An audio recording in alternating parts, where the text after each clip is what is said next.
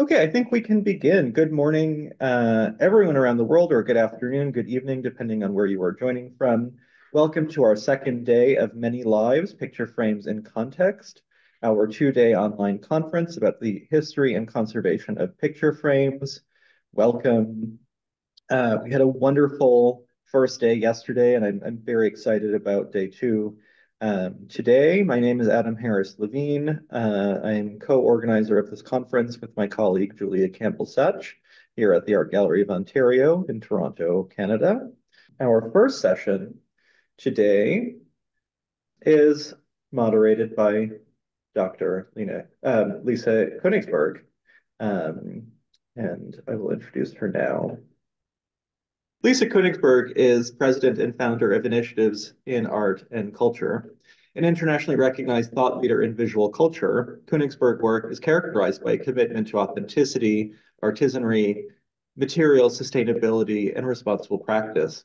In the early 1990s, she established a multidisciplinary conference series on visual culture, including annual conferences focusing on American art, which was launched in 1996. And conferences focusing on the frame, initiated in 1997, the first ever conference devoted to American frames.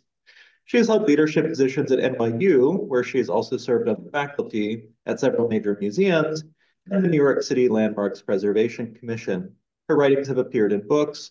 Her publications include chapters in Auspicious Vision, Edward Wales' Root and American Modernism, The Gilded Edge, The Art of the Frame, and Architecture, A Place for Women, as well as journals, magazines, and designation reports. She has organized symposia and special sessions and given talks at universities, museums, and professional organizations throughout the US and abroad. She is board president of the Morris Jumel Mansion and a trustee of Glessner House. She holds graduate degrees from Johns Hopkins University and from Yale University, from which she received her PhD. She is the president of the board of trustees at the Jumel Mansion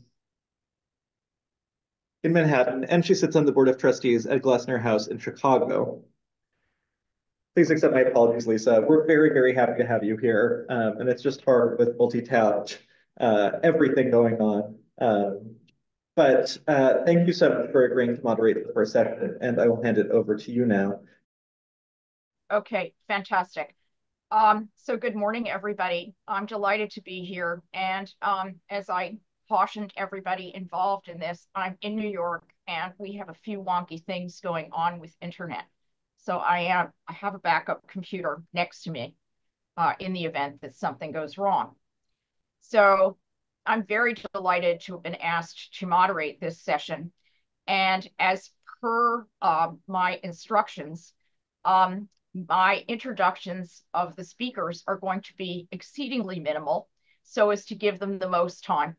So with that, I'm delighted that this session features Adrian Moore from the Tate Britain, addressing aesthetics and frame conservation at Tate. Flavia Crisciotti, Technical University of Munich, Frameless, Veronese and Bellini on display, 1930 to 1950, and Julia Vázquez, Bibliotheca Hertziana, what's in a reframe.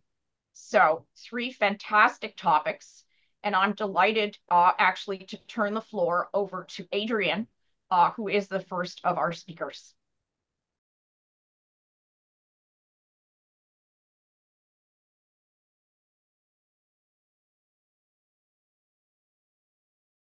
Hello, everybody. I'm Adrian Moore. In this paper, I'm looking at a group of terms: aesthetic, subjectivity, repair, restoration, conservation, tracing their use through a brief history of frame conservation at Tate and using case studies to highlight changing attitudes. I use the invented term ethics because I've come to realize the extent to which frame treatments are subject to aesthetic prejudices. These projects begin as objective assessments of structure and condition, allied to research into object history, but inevitably the treatment stages progress to a conclusion determined in part by the conservator's sense of the appropriate appearance of the frame as a setting for the painting.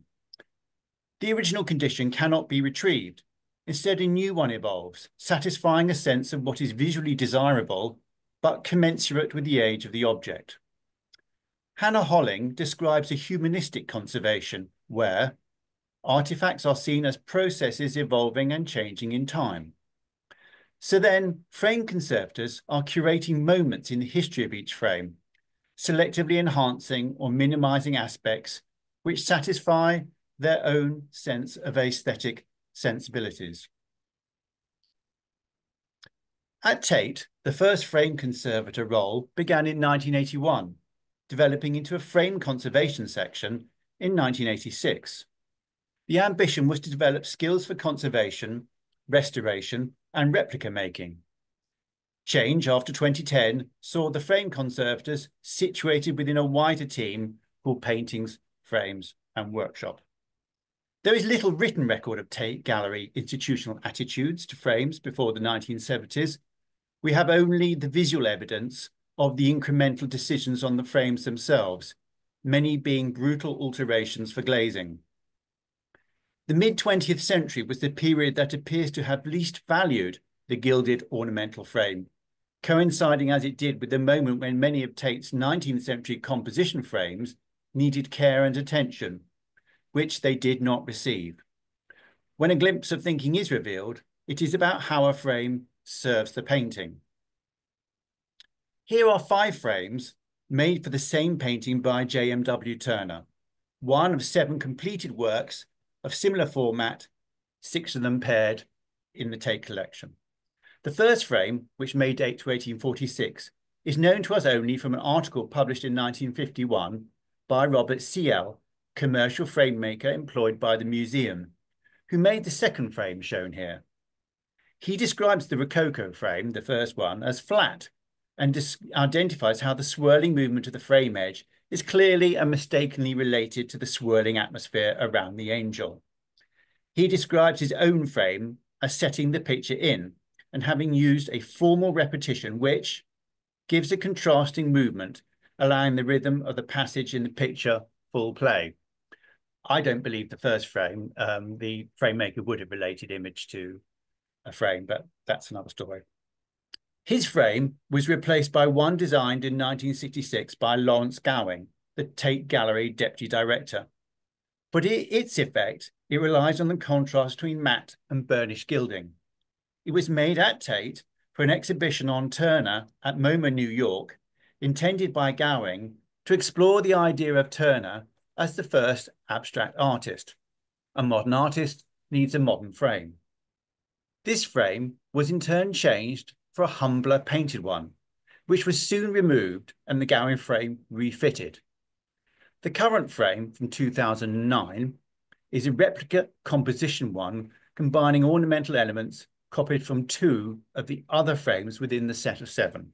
And I made that frame, you can see.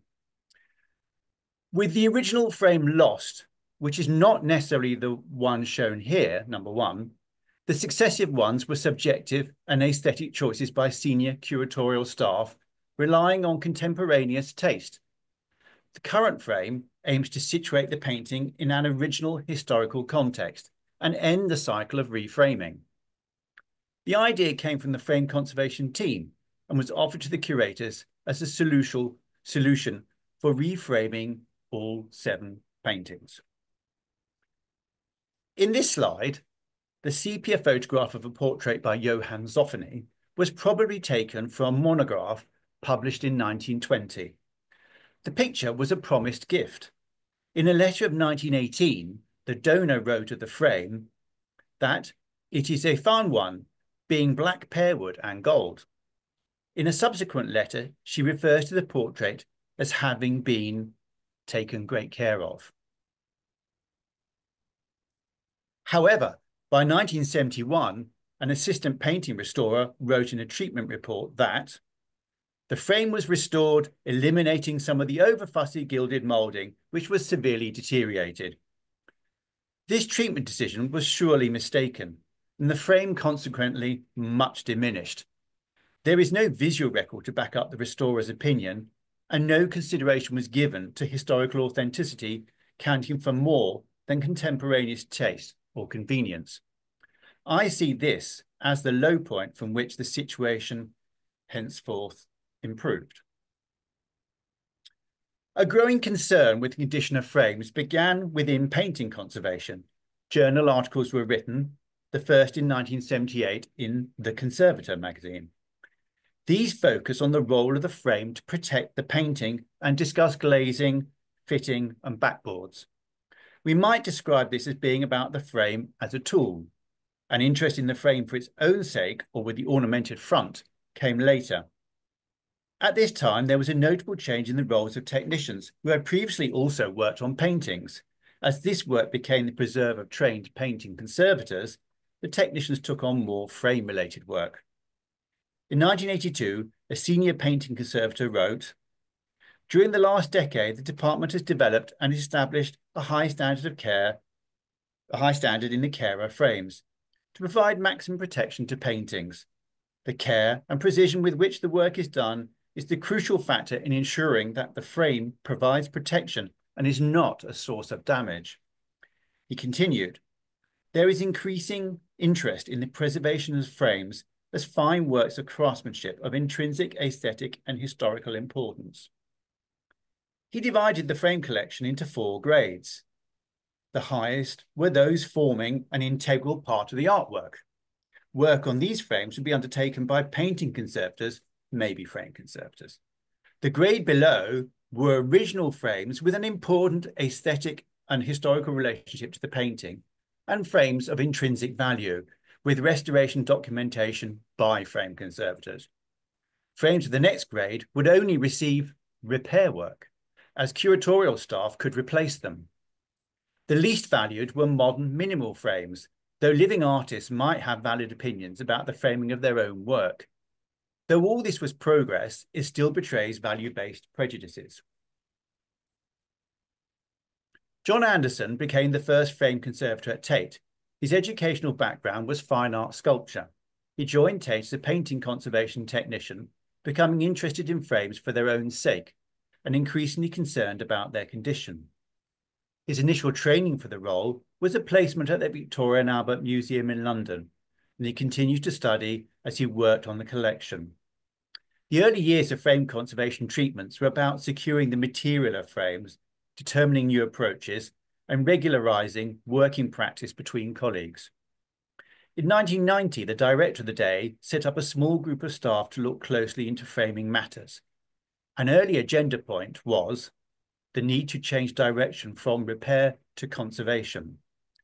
The subsequent meeting notes included the observation that there had been little curatorial scholarship and research, and that historical, aesthetic, and structural accuracy were the criteria to be followed, whether for original, replica, or replacement frame.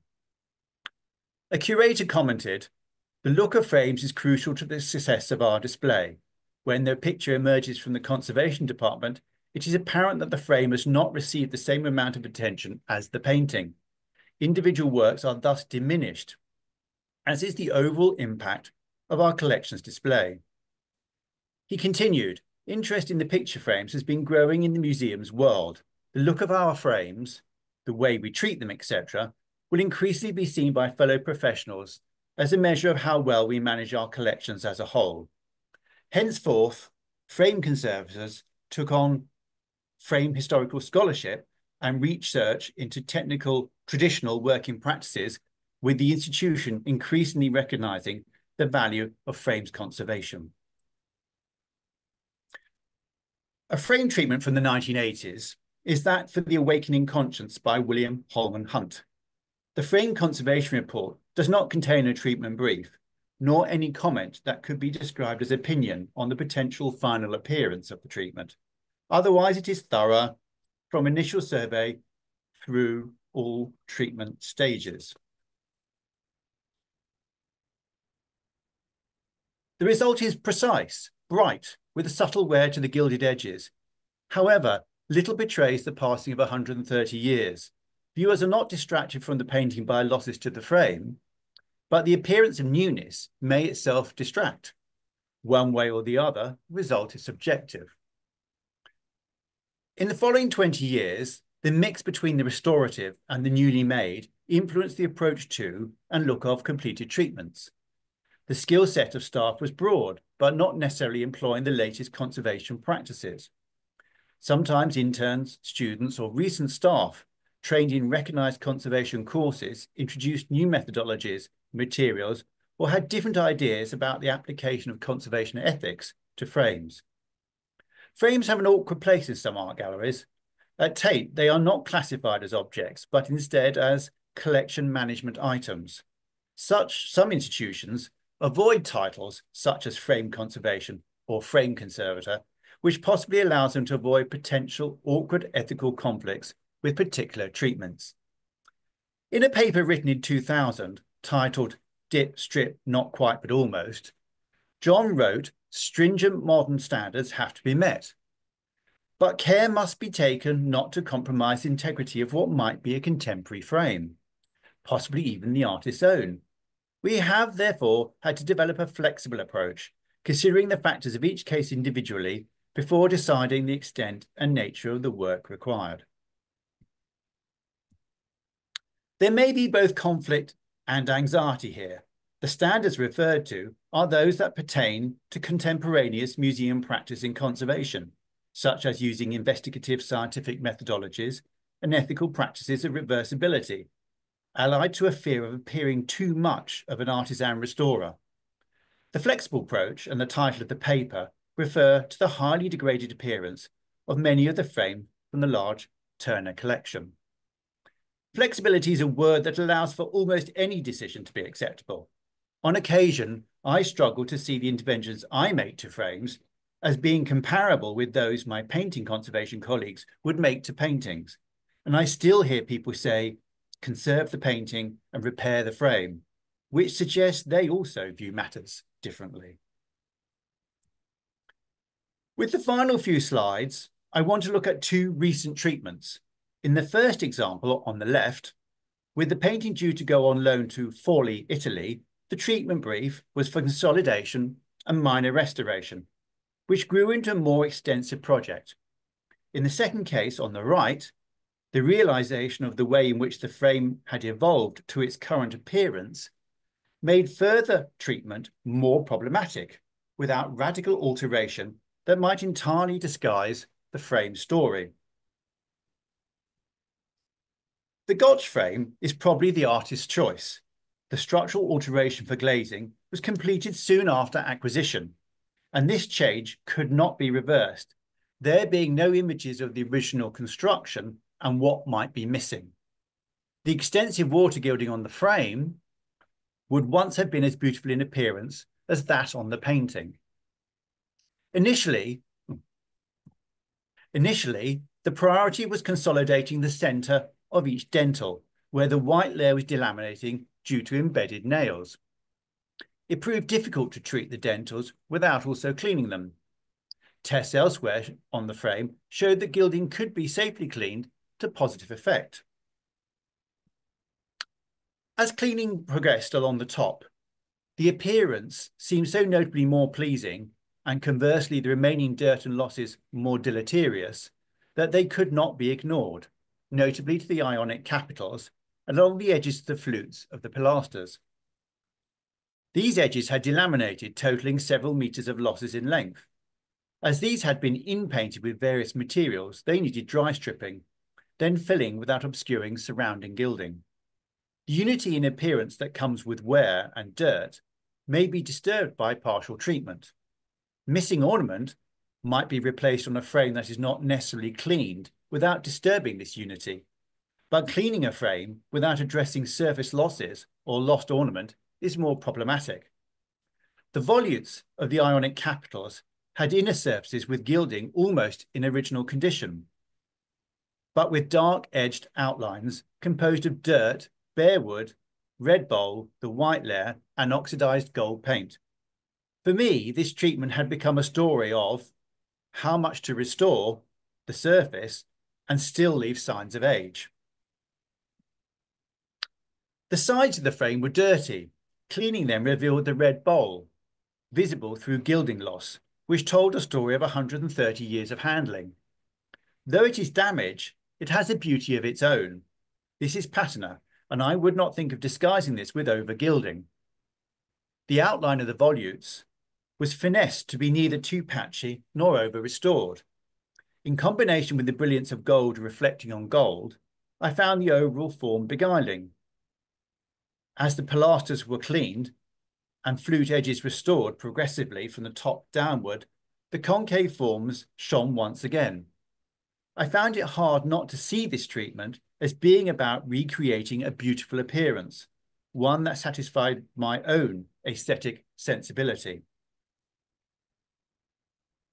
The treatment was curtailed by the time allowed, but that was not necessarily bad. The result may be described as a narration of different moments. There is a reimagining of the original appearance of 1896 and a renewed unity of painting and frame, despite the altered structure. The sides tell a story of handling, less institutional neglect, now more an appealing patina. The way the capitals and flutes were restored and what has been selectively left unrestored may say something about me.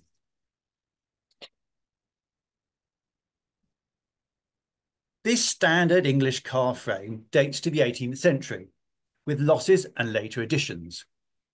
One feature is the extensive and purposeful use of English composition applied to the surface. And you can see some sort of along there, for example, there, there. And some of these have actually been made larger. And following the curves of the carving, extending the flowers and recreating the lost swags. This material has been on the frame long enough to have fallen away in places, altering the overall form again. The frame has been toned with all manner of paints, including the inevitable gold ones, long since oxidized. If the composition had been used merely to fill a few holes, it would not conflict significantly with the idea of this as an 18th century frame. However, the purposeful use of composition and its aging in turn created a dilemma for me. It cannot appear as an unaltered 18th century frame again without significant intervention, and the surface is in poor condition. Yet while some additions are fairly discreet, others are ugly. To remove some and save others is arbitrary. Should losses be restored with new carving or more compo? How do I not impose my own taste? It is possible the artist chose this frame with all its failings evident. The frame was consolidated and cleaned to reduce the poor appearance. The dark patches where the flowers once were, up here, are unattractive. It is hard not to want to reinstate the symmetry of the frame by carving new flowers and restoring the damaged ones. Yet remaining ones have been made larger with compo. So do I make them as they would have been small before, or do I make them to match the bigger ones? The evolving nature of this frame makes it difficult to treat. As objects have life stories, so do teams of people working with objects.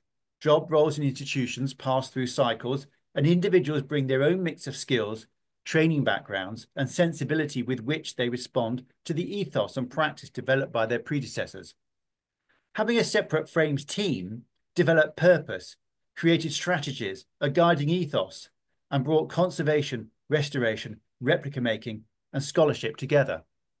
Conflicting ideas and imperatives are negotiated with each frame treatment, consolidating surfaces, but retaining the visible evidence of the object's story, advocating for the frame for its own sake, but not upstaging the artwork.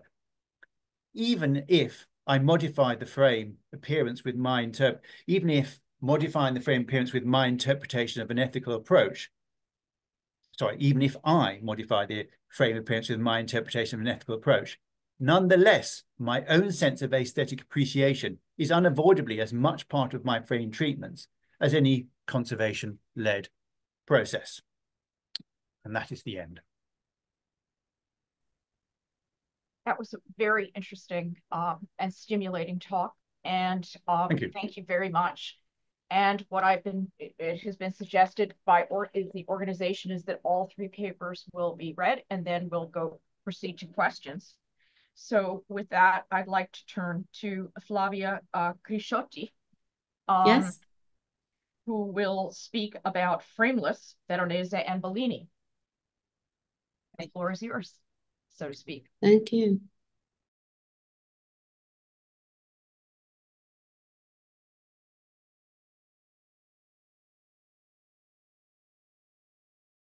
So first, I would like to thank Julia and Adam for making all this happen. And I'm really pleased to have the opportunity to discuss an aspect of my PhD dissertation that revolved around unframing campaigns in 1950s Italy.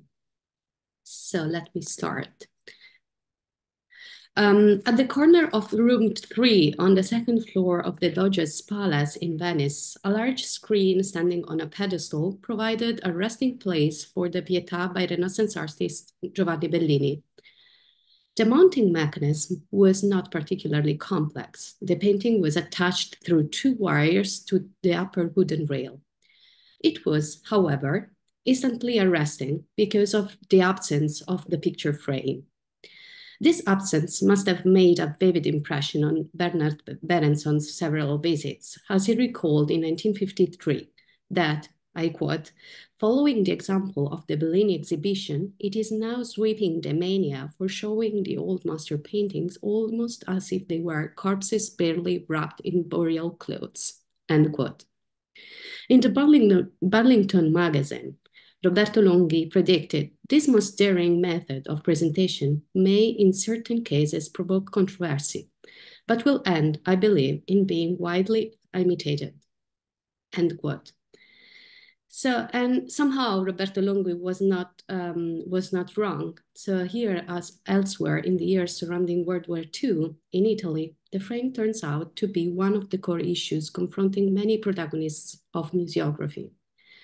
For museum professionals and architects involved in this sort of unframing campaign, the goal was to create a display paradigm suitable for the modern viewer, underscoring Renaissance art in its contemporary meaning. Art was to be offered in its original state as it left the hand of the painter. And with this came often into question whether the picture frames should or should be not on display, especially if they were posthumous additions. So the presentation of Renaissance art, Frameless, we have seen in the previous image, was particularly unusual in 1950s Europe, where institutions such as the Louvre Museum in Paris were increasingly recognizing the importance of historically accurate framing. But my research began with the assumption that, whilst unusual in Europe, the unframing operation was a common feature in museum architecture of post-war Italy. And this view was confirmed by a large number of existing publications. As the scholar Marisa Della Emiliani has written, selected and thinned out the painting's loose, along with the false frames, the various types of pedestals, bases, planes, and boiseries that previously set them on the walls. And among many others, Guido Beltramini and Maria Cecilia Mazzi emphasized again and again that the paintings were stripped of inauthentic frames.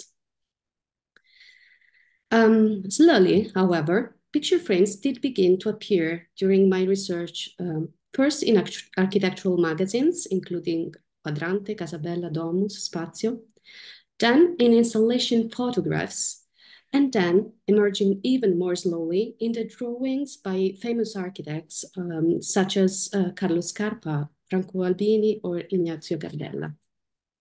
So the goal of my talk today is twofold. First, to demonstrate that attitudes towards the unframing were more nuanced than critical literature has claimed. Whilst the official reports might express a certain preoccupation with the authenticity and originality of the pieces on show, hybrid profiles and posthumous reframings were retained in the end.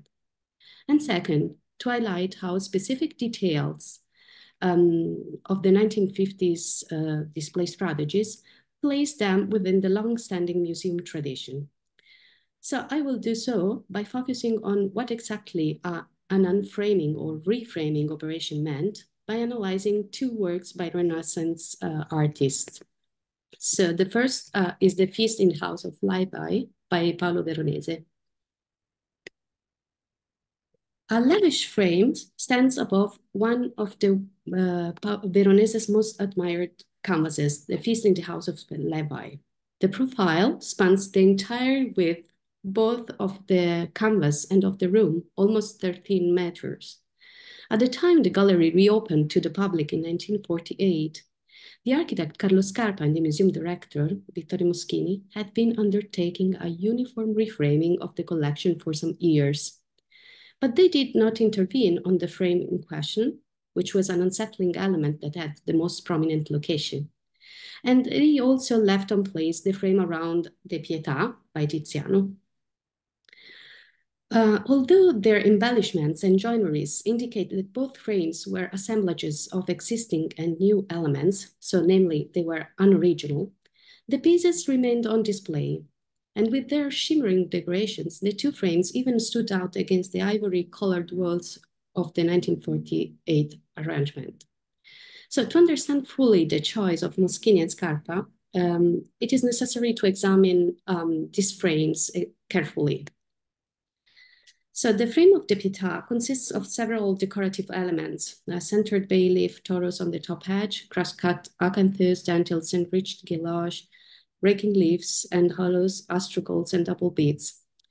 And given its appearance and size, approximately 40 centimeters wide, it is likely that this element formed a cornice for an architectural setting in the 16th century. So the architectural element was subsequently cut in four to frame the painting. This supposition has been supported by the art critic Giulio Elia in a groundbreaking essay of 2010. And according to him, the cornice was adapted to the size of the Pietà by an antique dealer and supplied as frame in the 1920s to museum director Gino Fagolari, who preceded Moschini. A mere 30 years later, Scarpa decided that the framed Pietà should be granted a special place of display and installed it on a large pedestal against the wall. But the vicissitudes of the frames that stands above Veronese's painting are not dissimilar to those of the Pietà's frame. It is quite possible that the profile recreated an entablature. And this would make sense in light of the estimation cost that I find in the archive, dated 10 November 1923, that listed the element as, I quote, entablature with architrave, frieze, and cornice in Swiss pine wood, painted and gilded of 1 meter height and the same length of the wall, almost 13 meters. Moreover, it is noticeable that the frame and the cornice of the iconostasis in San Nicolò de Mendicoli, I will go directly here, in San Nicolò de Mendicoli church are nearly identical. So each composition is anchored to a triple arcade, and Fagolari must have realized this similarity when he was simultaneously involved with the rearrangement of the Galleria dell'Accademia and the restoration of this church. So he ordered the assemblage of several fragments into one huge continuous piece together with the canvas, an architectural cornice above a painted arcade. And Carlo Scarpa might well be aware of Fagolari's display strategy. So the flame was installed above the feast in precisely the period that Scarpa studied at the Art Academy, situated in the same building of the Galleria. And the architect must have undertaken several visits to the museum, for it was a favorite haunt of aspiring artists who went there to copy the masterpieces. And when Scarpa set up in 1953 the work of art Il Trionfo della Morte in Palermo, he proposed to the museum director to repeat the solution adopted for the feast in the Galleria. For him, the latter stood perfectly in its purpose-built room, covering entirely the wall. And this reference is not without importance because it strengthens the hypothesis that the architect heard about the regional positioning. But the effect of Scarpa's display, and this was his true motivation for leaving the two ornaments in place, was that both frames would have been appreciated as architectural elements. On the one hand, they both derived from 16th century Venetian entablatures and were adapted to frames in the 20th century, presumably about 1920. On the other hand, the two pieces alluded implicitly to the nexus between entablature and framing. This connection was based on the fact that in the Renaissance, classical orders and moldings familiar on a monumental scale in tablatures were reduced and applied with great invention and sophistication to frames for paintings. It is therefore by no means unlikely that Scarpa staged the two artifacts also to acculturate the contemporary viewer to Renaissance aesthetics. And sorry, I will step a few slides back. A variety of factors influenced framing decisions in the 1950s, not least the history of restoration and framing about a single artwork. So in case of the Veronese's painting, I think it's particularly relevant that originally this painting was in the refectory of Santi Giovanni in Paolo, and was mostly like, it is likely that it was framed with this kind of entablature. And so this idea of frame that could ideally articulate the surface of the canvas was reiterated in the display of 1834. And also, I couldn't find the photos of this of the original setting, but I discovered that that the same concept was reused in 1864 by the new museum director, and this is what the photograph by Carlo Naya perfectly captures. So the wood profiles imitated the moldings of the triple arcade and made explicitly their complementarity to the pictorial space. So then this framing was replaced with a simpler type in the mid-1890s, when the museum director Giulio Cantalamessa began the technical examination of the whole collection. And this element can be glimpsed in this image. I apologize for the quality, but it is from a tourist guide, so it was extremely small. It is from a guide, yeah. And then, but we can see that this idea was reused by Gino Focolari in 1934. So there is this coherence, and somehow there is always a connection also in Carlos Scarpa's display. So Bellini on display. So the picture frames that were dismantled were seldom well documented, but the frame around the Brera Pietà, removed for the 1949 installation, is an exception. Its photograph was reproduced in the magazine Le Arti, captioned as example of false Renaissance frame, as well the justifications for its change being explicitly indicated by the curator Rodolfo Palluchini. He wrote that freed from the pretension framing in false Renaissance style, that as read did the Pietà on display in the Brera Galleries until 1940, we hope it will be no longer, the piece has finally found back the maximum vibration of its subtle and almost dual chromatic chords, thanks to the simplicity of the large bright panel on which it hangs now.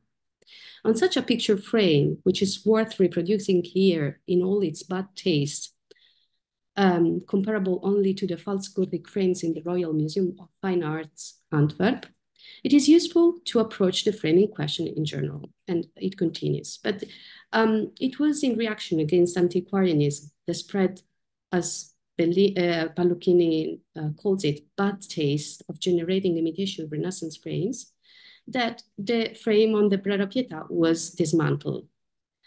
Palluchini thought that if attitudes in art restoration had changed considerably, with attention falling on authenticity and additions by restorers, so too should the framing policy.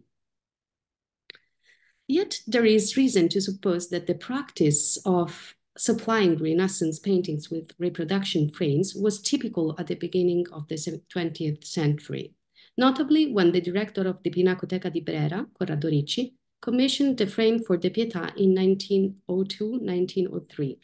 Otherwise, the official museum catalogue would have not reported that the picture frame was executed by the Sienese Corsi brothers at Aldo Noseda's expense. So the Corsi brothers, which the museum director mentioned, were the owners of a family firm active between 1866 and 1930. And this family firm provided imitation frames for a variety of museums, international collectors, connoisseurs, and art dealers across Europe. To the hand of their leading designer, Ferruccio Vannoni, might be attributed the frame of the Brera Pietà. And so Vannoni was mentioned yesterday in the keynote lecture. So, but there has been major discoveries and this one is this a sketch in the Corsi Company archive. And this sketch shows drawings, shows the same festoons, ribbons, and scallop shells as on the bottom rail of this of the Brera frame.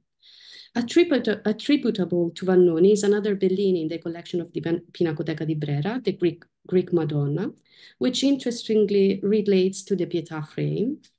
So the hypothesis sustained here is that the reproduction frames for both Bellinis were commissioned by Corsi almost at the same time, and they were expected to have a consistent vocabulary, the two works hanging in proximity in the Pinacoteca di Brera. But whether or not the specific frame was ever designed by Vannoni for the Pietà remains uncertain.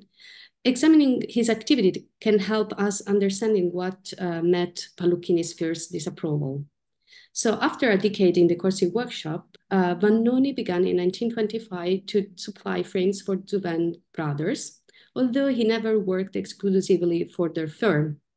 So the Duven brothers considered the reframing essential for preparing the masterpieces for the American art market.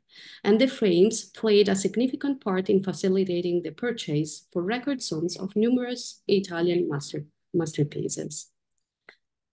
So imaginative interpretation of Quattrocento style, that tabernacle frame was symptomatic for a practice that conceived imitating for practical reasons, such as easing the sales of old master paintings. And the frame had thus a certain antiquarian flair and mirrored the fashion of the time for a weighty and opulent museum interior, which is everything that Pallucchini was clearly intent on changing.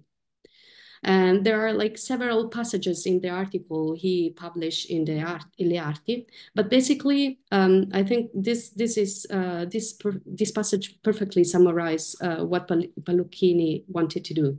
And I quote, "It was indeed not the case to stage period rooms, namely pseudo-Renaissance reenactments that result in historical fiction," end quote.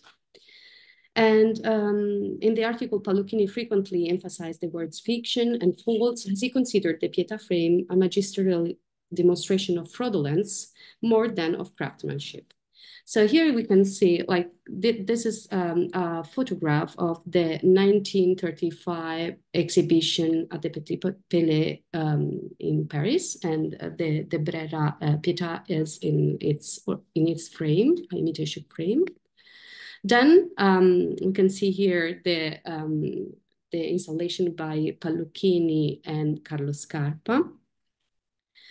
And also, I think that this exhibition has been broadly studied, and the removal of picture frame is one of the most emphasized element of this exhibition. But if one were to study this display strategy solely from these comments or from this picture, no variety or experimentation in terms of framing would be visible.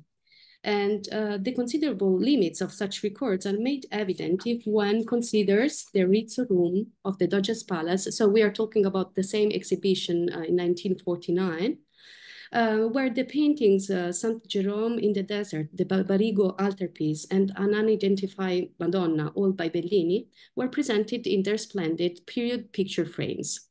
So each framed piece was installed ad hoc. Two custom-built planes raised the centrum from the floor, while a massive pedestal anchored the Barbarigo altarpiece on the ground. And the Madonna hung against a golden velvet drapery wall.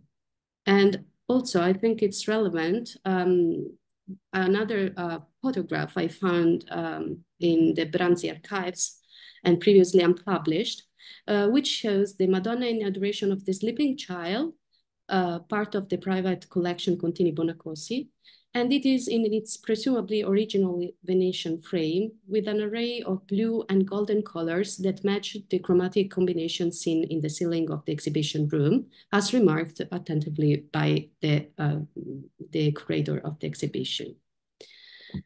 So, and it is extremely surprising then that so in the same exhibitions, there were several display strategies. So it was not just working with framing operations, but it is extremely difficult to understand what the curators were trying to do.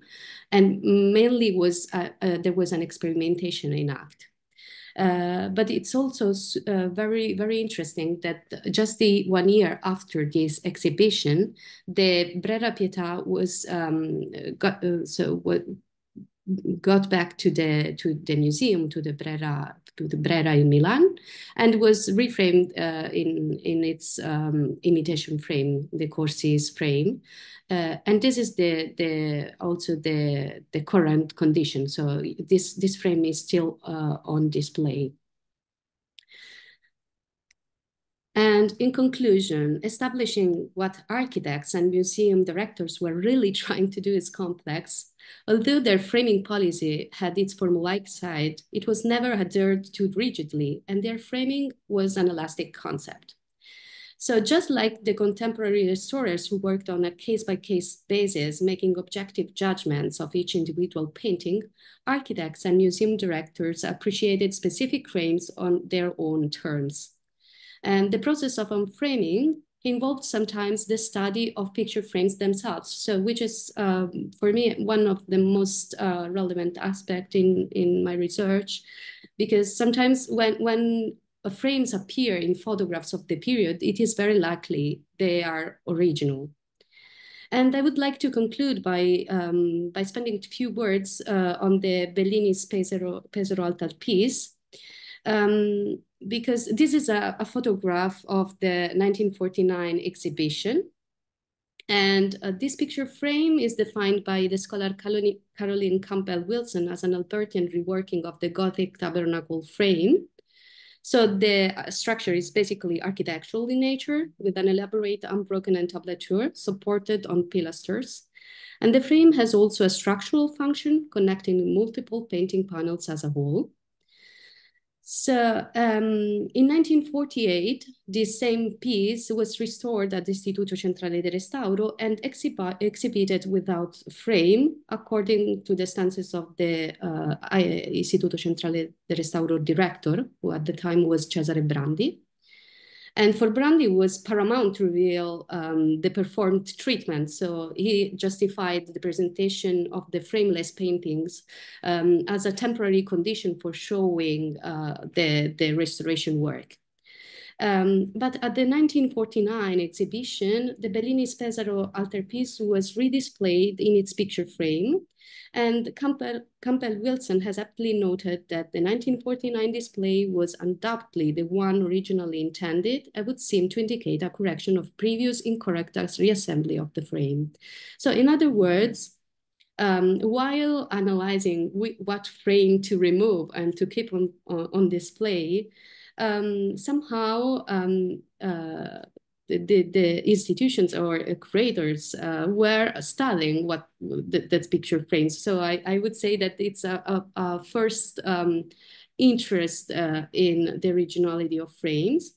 And for example, here, the inner frame that appeared inserted upside down in 1909, it was studied and corrected during this exhibition installation. So I hope with my presentation to have highlighted further aspects to consider when discussing the 1950s unframing campaigns, or at least to have crystallized an important chapter of architectural history, since I'm an architect, describing the period when architecture became the frame of the frameless paintings. Thank you so much. So again, our thanks for a very thought-provoking talk. And finally, and I'd like to actually call your attention to the fact that bios are being put into the chat of each of the speakers. So not the chat, pardon me, the question and answer Q&A. So the speakers' bios appear there, and also to encourage you, those of you that have questions, to please type them in there so that we can convey them and discuss them following the concluding talk, which is by Julia Vázquez and is titled, What's in a Reframe? The floor is yours.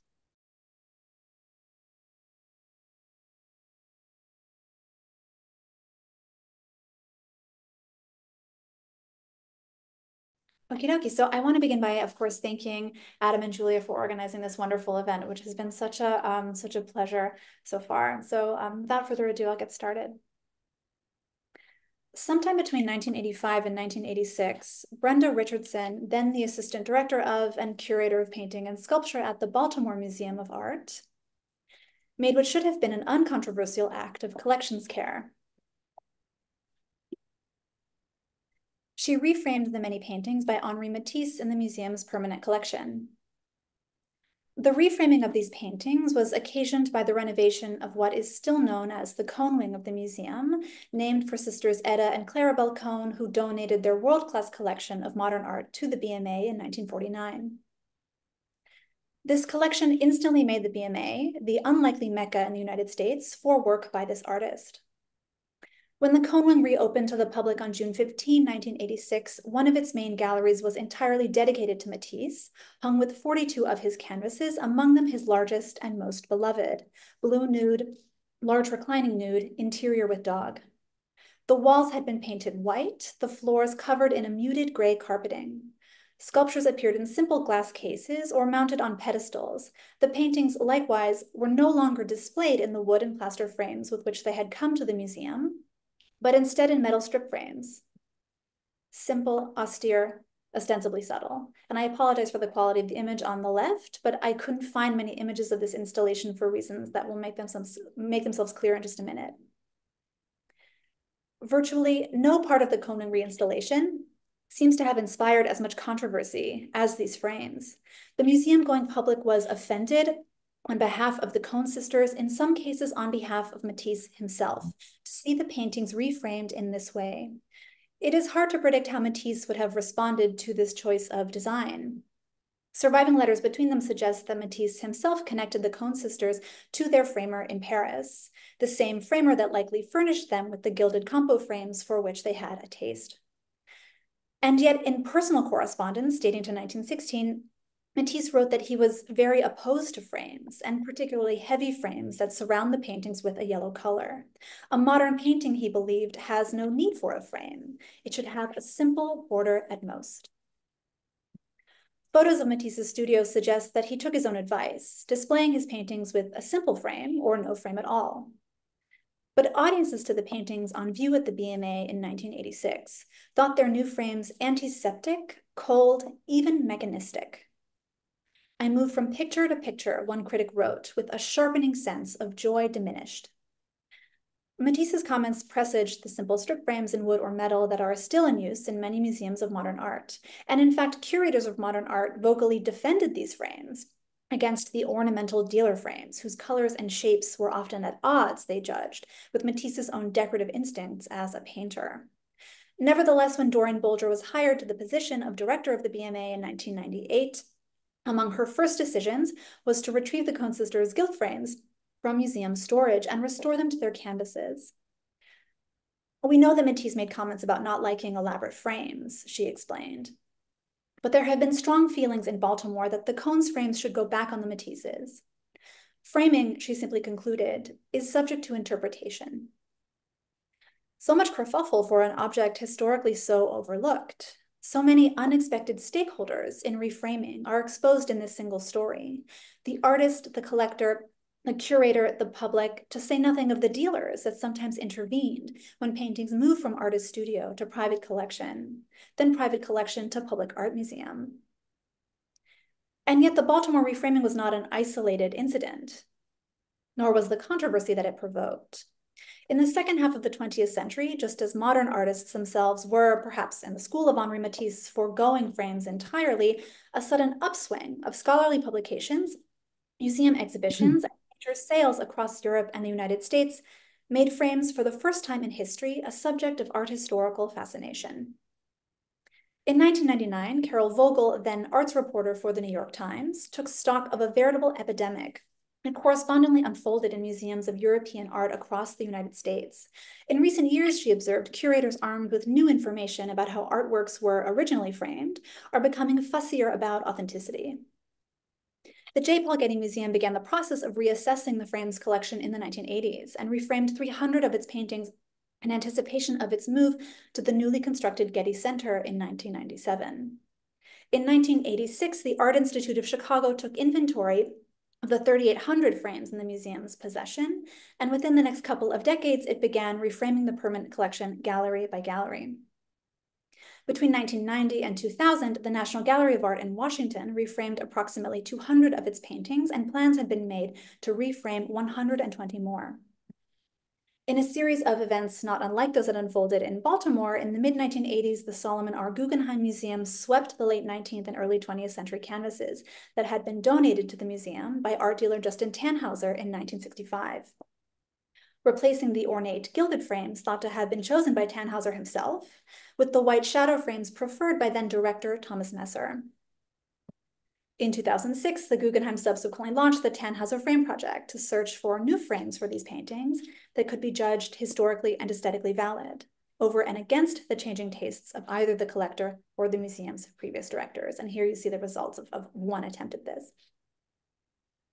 What all of this has amounted to for museum goers today is that overwhelmingly the frames with which paintings appear in Western art museums are not original to those paintings, although in one way or another, they often pretend to be.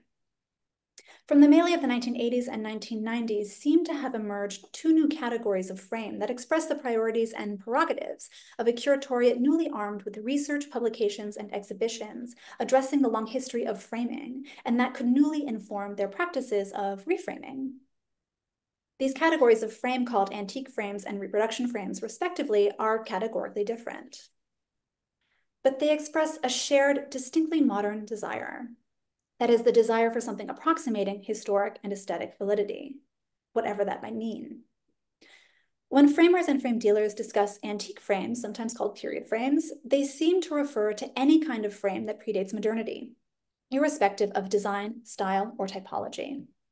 In 2009, Jean Carricker, who you see here, the frames conservator at the J. Paul Getty Museum for over 2 decades, wrote a guide to frame terminology in which he defines the period frame simply as a frame that relates to the historical details or fashion of the time of the artwork the frame supports.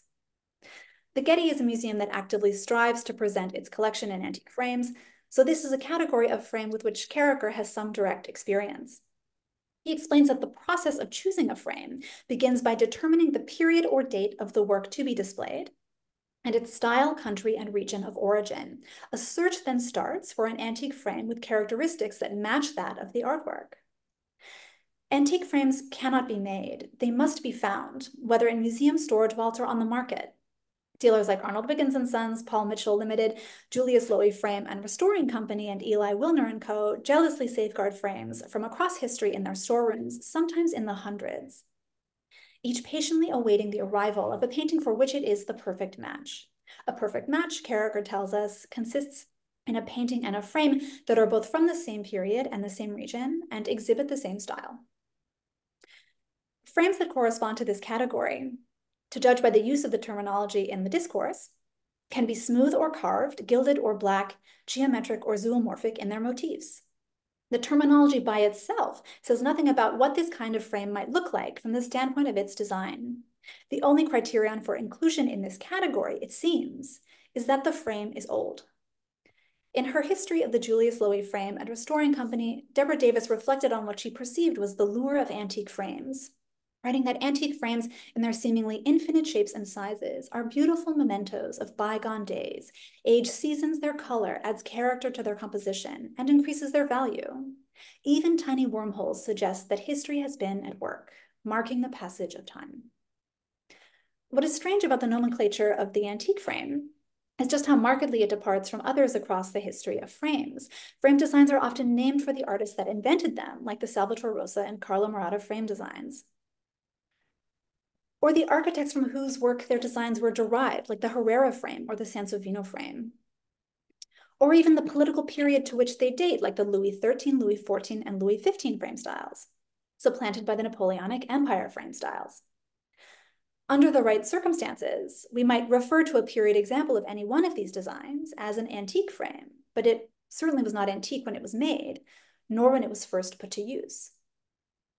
Reproduction frames, by contrast, are modern frames that imitate the design, style, typology of antique frames. Again, in his handy guidebook of frame terminology, Jean Carricker defines the reproduction simply as a frame constructed in the style of a period frame.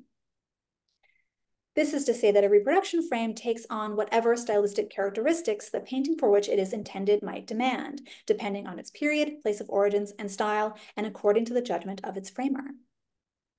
In a 2014 interview, Peter Schotta, the head of framing at the National Gallery in London, explains that reproduction frames are not the preferred solution, but instead are usually made when the search for an antique frame for a particular painting has failed, likely due to their increasing market scarcity, or when a special occasion, such as an exhibition, demands a speedier production timeline than the chance of the market will allow. And here is saying one such exhibition for which 6 period frames were made. Schotta does not go on to explain here how he sets about making one. But the frame dealers whose trades include reproduction frames eagerly do, generously advertising the stockpiles of historic frames on which the designs of their reproduction frames are based, the knowledge of historic techniques that are brought to bear on their manufacture, and the photographic archives that at least one frame dealer has used to write 2 books on the history of frame design, co-authored by our very own opening keynote speaker, Lynn Roberts. Irrespective of its style, essential to the creation of a successful reproduction frame is the conferral of age. This is in fact a debated practice in the frame world, but Peter Schotta, for his part, concedes that the aim when making a reproduction frame is to create a believable link between painting and frame, and this cannot happen if the frame is obviously new. Framers have different tricks for doing this. Drilling in wormholes, distressing ornamentation, and spattering on artificial dust were among those preferred by Robert Kulik, the celebrated frame maker, over 200 of whose reproduction frames are in use at the Metropolitan Museum of Art, and who was tasked with the retrofitting of an antique frame for none other than Leonardo's Ginevra de Benchi at the National Gallery of Art. In a 1990 issue of Picture Framing magazine, he published a recipe for crackle gesso, perfected over 7 years, that promises to deliver an authentic distressed surface in gesso, over which to apply gilding in the creation of a reproduction Quattrocento frame. The goal of techniques like these is to give an object a few hundred years of aging in a few minutes. But the problem with reproduction frames, Peter Schotta warns us, is that they date very quickly. They always, in the end, reveal the time they were made, rather than the intended historically accurate appearance.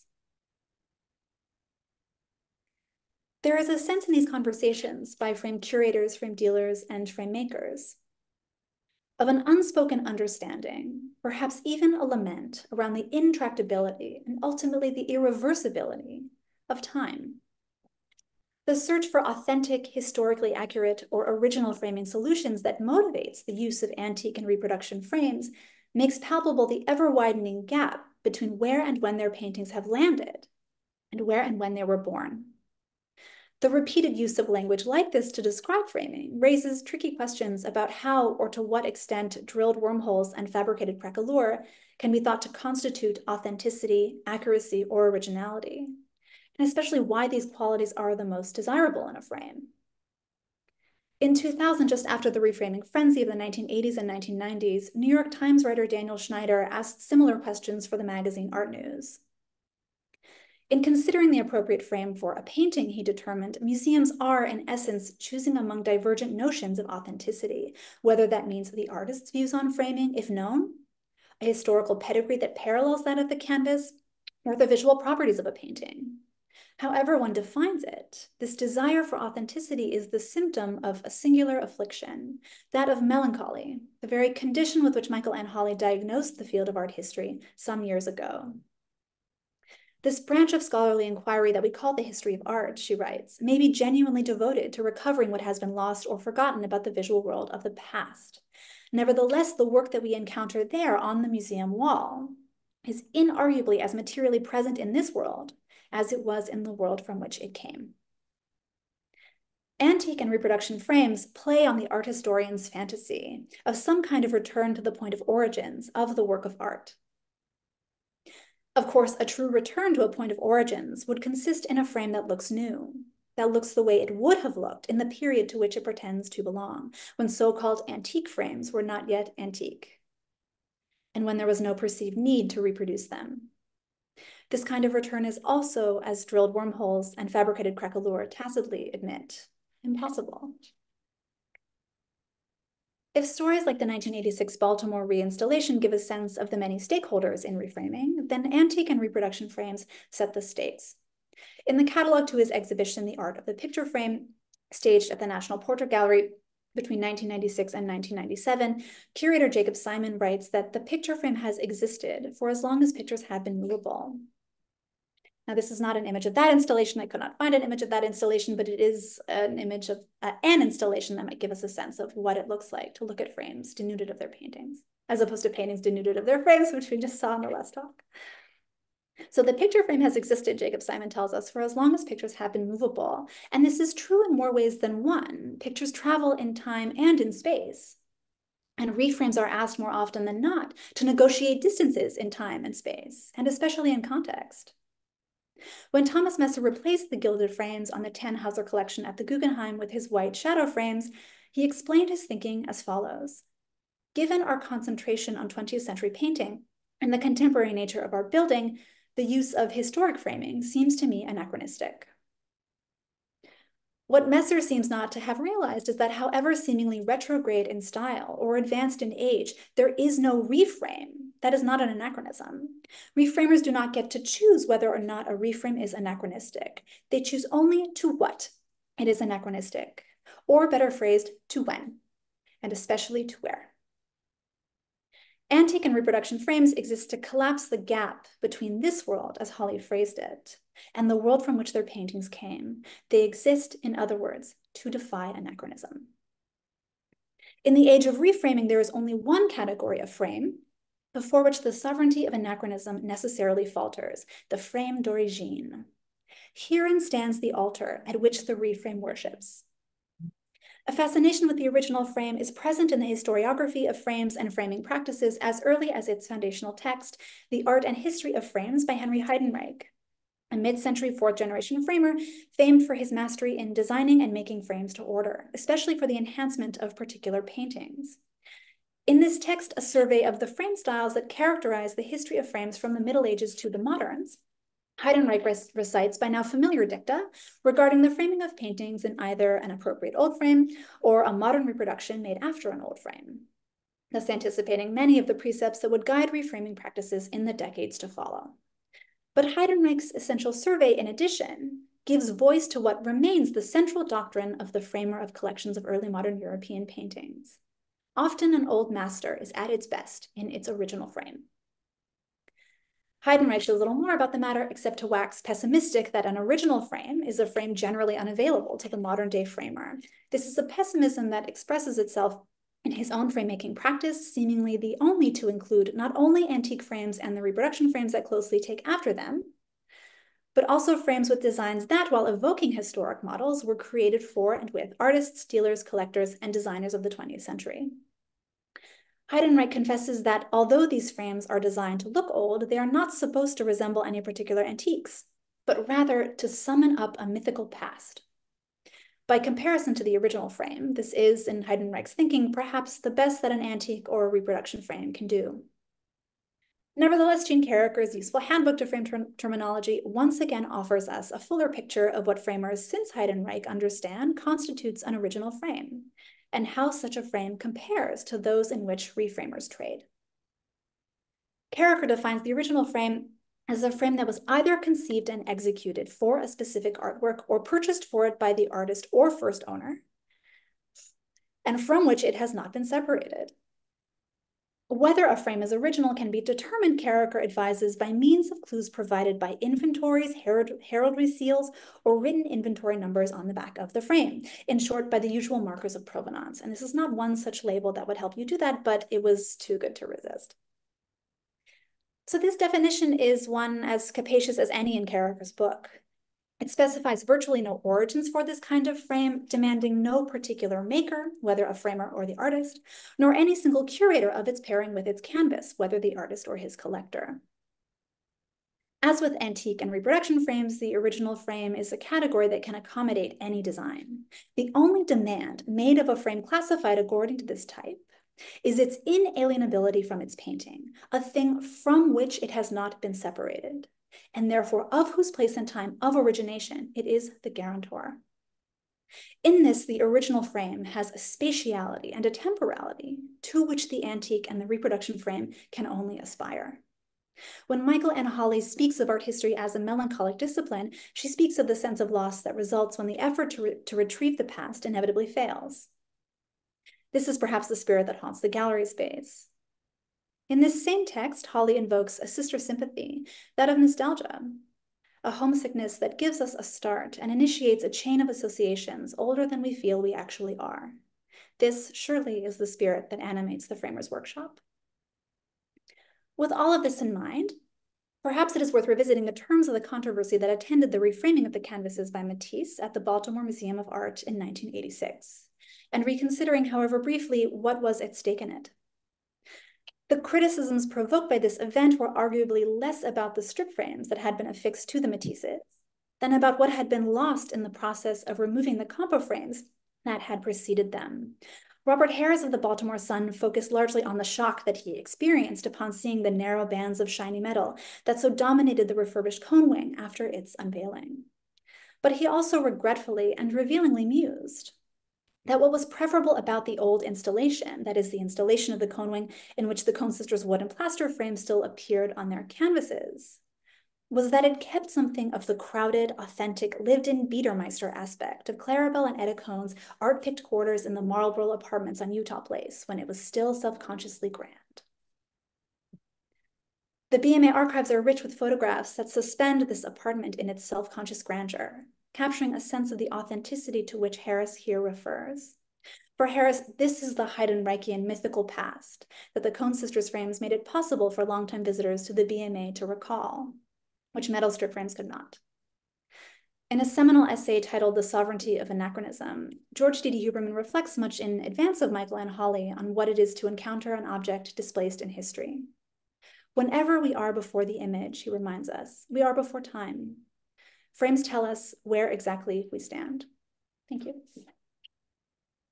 So we'll take a 5-minute pause and return just 5 minutes before 10 a.m. On the Eastern Seaboard. Sorry, I'll let everyone else work out your own time zones, but we'll be back in 5 minutes. Thanks.